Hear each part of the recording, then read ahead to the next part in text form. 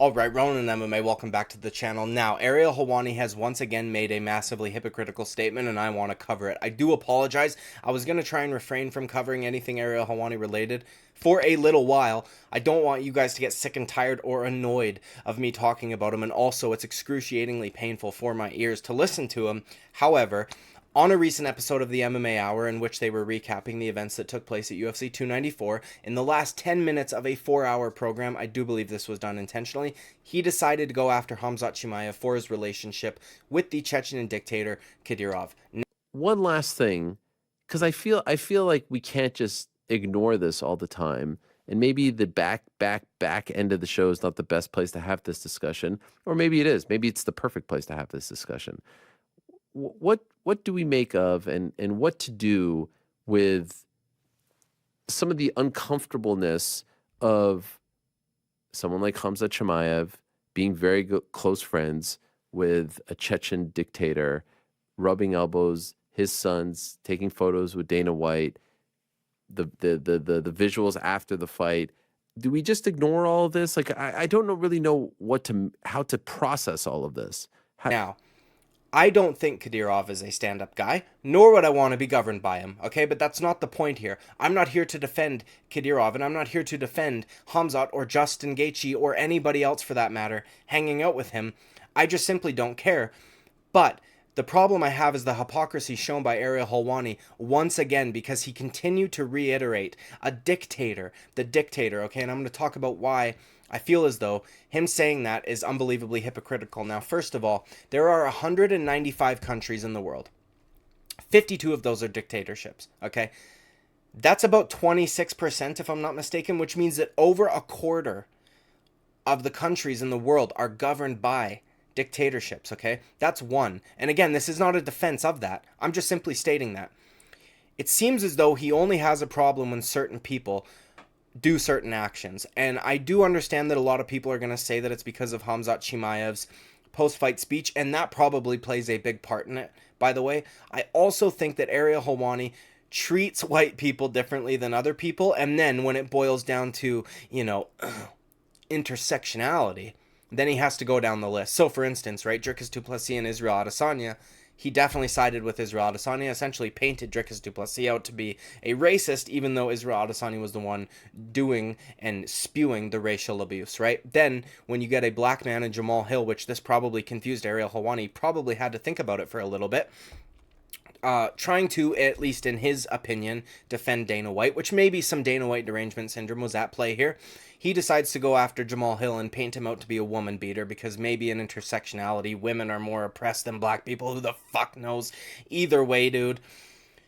This, to me, was unbelievably hypocritical. Now, one, right, there are countries that I think a lot of people wouldn't realize are actually labeled as dictatorships. So, for instance, Russia.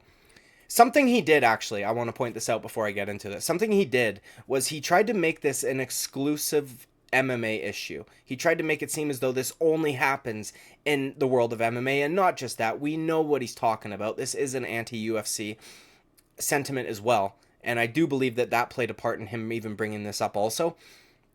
But that's just not the case, and I'll get to that in a second. So in 2020, Russia was labeled a dictatorship because of some amendments that Putin had made to whatever that allowed him to remain in power for much longer than he was supposed to, without an election being held. China is a dictatorship, right? But for some reason, whenever a Chinese fighter walks out with the Chinese Communist Party flag, which that's what that flag is, by the way, that flag hasn't always been China's flag, that is simply a communist flag, one that is governed by a dictatorship, nobody bats an eye, nobody gives a shit, nobody even brings it up, probably because Ariel Helwani would view it as racist to do so, and I have a feeling that if somebody tried to point that out, he would actually go as far to call them a racist.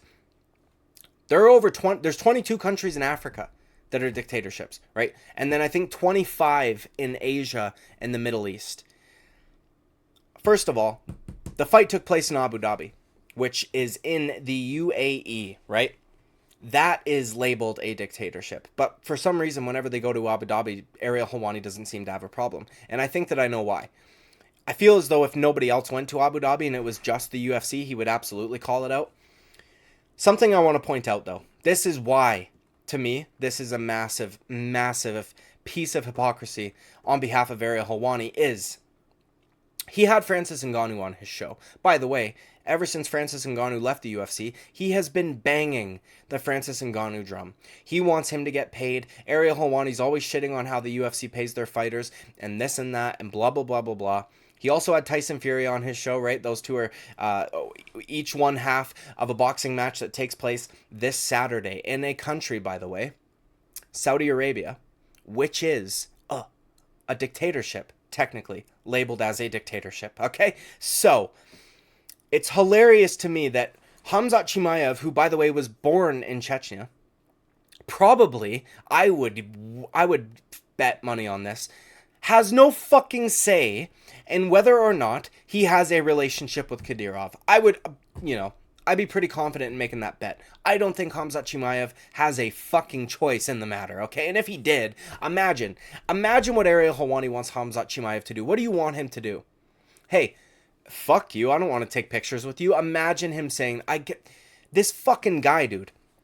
If Ariel Helwani, or a man just like him, or who knows, was born in Chechnya, and could you imagine him telling Kadyrov to fuck off or something like that? He would be on his knees, okay, if that wasn't punishable by death in that country. Now, something I want to point out, a chatter of his actually said this, dude, and this is fucking ironic as all get out, dude. He says he's buddying up with a guy who literally throws people off of rooftops for their sexuality.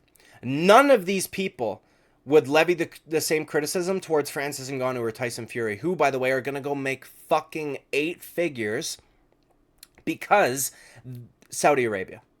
That's the only reason they're getting that money. No promoter wanted to do this shit over here. They went to Saudi Arabia so they could get the money to do so. Saudi Arabia was going to fund the PFL. Ariel Helwani had no fucking problem with that. So to me, it seems as though if you're white or white passing and, like, you know what I mean? Or you're a man and we're talking about a woman issue or some shit, Ariel Helwani will always side with the person that he views as having a higher, like, standing in society. And I think that that's partially what happened. I think it's that. I think it's the UFC hate that he has. And I think that Khamzat Chimaev's post-fight speech had something to do with that also. I just don't understand how you can go and shit on a guy who was born in the country, talking to the political leader in that country, who, as he points out multiple times, is like a military dictator. Like, the last guy on planet fucking Earth you say no to. Okay? Literally the last guy. I don't mean that figuratively. I mean, if you tell that guy no, you might never be seen again. So we just have no empathy for people. Khamzat Chimaev did not choose where he was born. He didn't. Ariel Helwani didn't choose where he was born. I didn't choose where the fuck I was born. Literally not a single person alive had any say in any of that. Okay? So for him to go after Khamzat Chimaev, it's almost like a situation of what's the fucking saying? You know what I mean? You don't get to choose family, but you can choose your friends or whatever. Khamzat Chimaev was born there, grew up there, went to Sweden, whatever the fuck. Obviously, Kadyrov has remained in touch with this man the entire time. There was a lot of theories that Khamzat was actually having visa problems because of Kadyrov, okay?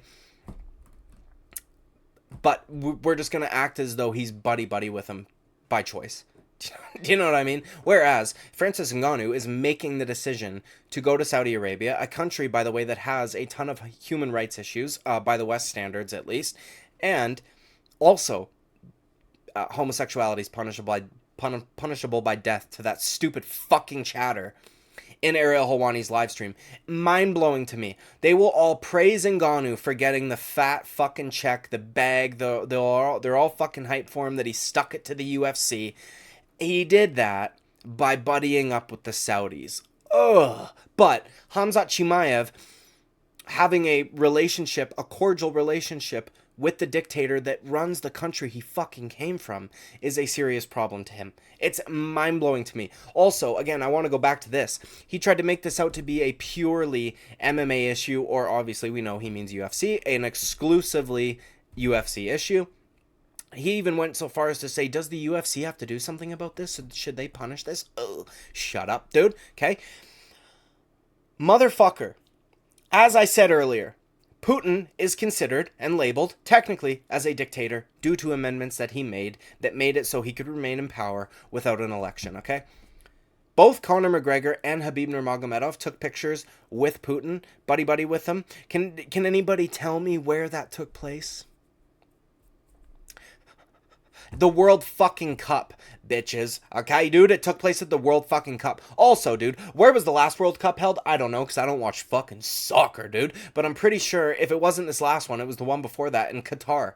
And I apologize if I'm not saying that correctly, which is also labeled a dictatorship, which is also in the Middle East, which, by the fucking way, I would guarantee, I would bet my life on it, that there were multiple other dictators in the stands for some of those matches. Also, are we just forgetting that fucking Dennis Rodman used to go hang out with Kim Jong-un, which, thank the Lord, Jesus Christ, one of his co-hosts pointed this out. And then they had to go and, you know, nitpick and say, well, he wasn't actively competing at that time. Like, okay, dude. It's unbelievable. I don't understand it. And I don't understand how his chat can be reaming on Khamzat the way that they do. Saying those things about, you know, how homosexuality is punished in a place like Chechnya and shit like that, when, again, Khamzat Chimaev has literally no fucking say over who governs that country.